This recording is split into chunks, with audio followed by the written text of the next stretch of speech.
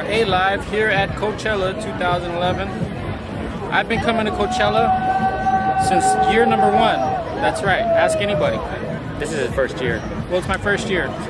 But it feels like, I feel like I'm at home. I really do. A bunch of long-haired freaks with headbands and flannel shirts. There is a lot of people. We're in the parking lot right now just trying to get into the campsite. We're in the parking lot. It's packed. Nobody's getting in. Security is checking everyone and everything. They're not going to find anything on us. Luckily, I've smuggled everything up my butt. Even stuff that's not even illegal. This is a pretty wild atmosphere, okay? And so for all of you parents in, you know, suburbia in America, you're wondering where your kids are, this is where they're at. This is the morning before Coachella starts. It's been taken over by pirates. Yeah, it starts in a few hours. It's about 10 o'clock, 9 o'clock. We're gonna head on over there. Right now, Robert and I would like to do a rendition of a conversation we just heard, a dramatization, if you will, of a conversation we just heard between two white guys. So, do you got anything else? Yeah, I got some shrooms and, you know, some other stuff. That was it. That's the kind of conversation that the white guys are having right here. There was a strange woman in my tent. I was gonna kick her out, but it was my girlfriend, so she got to stay. If you like camping, and if you love to use porta potties, Coachella is definitely going to be on your radar next year. Okay, as you can see, there's a lot of people. This is just a market. There's hundreds of thousands of people. Lots of people. But as you can see right over there, that's the only porta-john that they have here. The only one. So far, me, my brother, and my girlfriend Lynn were the only Indians here. And it's funny because this town is called Indio. So go figure. Well, when all the white people come out, Indians go hide. Somebody offered to sell Claudia some drugs, which he turned down. He actually said, "Hey man, you want to buy any party favors?" And I'm like, "Oh, you mean like a gazoo or, you know?"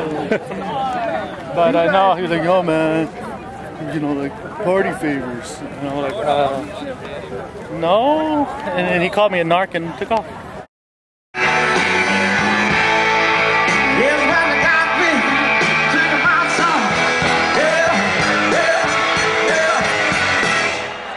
Yeah, know your love, comes on shit.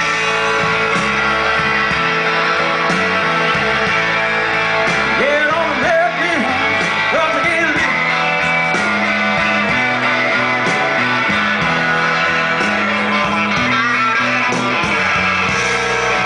She don't need me. Yeah, I'm gonna make me. Then you'll be.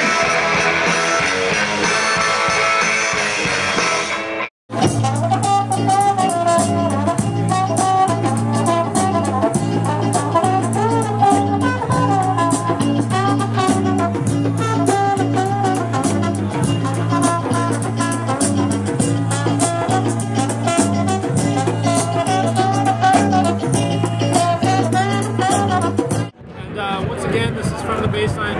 We're all the way over here in Coachella. Over there is the VIP beer garden, which we stuck in yesterday. We didn't even know we were in the VIP. So that was pretty cool. That was pretty cool. We're in the camping ground, and the tents are really ghetto. If you were on these tents, you would beg to be in the tents in Durango and Sheriff Joe's Tent City. That's how bad they are. 11, 10, 9, ignition sequence start. Fuego, manténlo prendido, fuego, no lo dejes apagar y grito fuego, manténlo prendido, fuego, no lo dejes. How fucking loud can you get?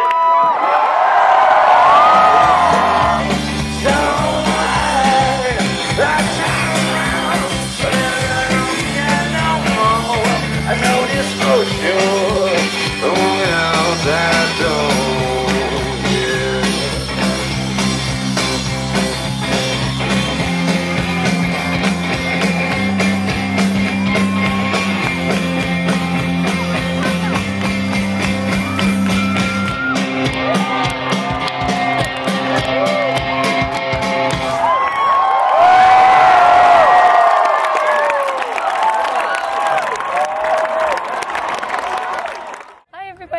California because I always wanted to visit there. It was my birthday yesterday.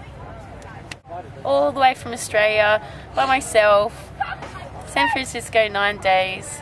Palm Springs. Drove a car on the other side of the road. Went to the festival by myself. Set up my own tent. And got trampled after my favourite band. I'm bruised and battered. She was amazing. But I had a good time. And now I'm going to drive to San Diego. Thank you for being a nice country. We've had a 3-day experience. It's been a wild time. A lot of great bands. Exhausted. Very exhausted. What happened to you physically? Well, physically, I had 3 asthma attacks. I got kicked in the head.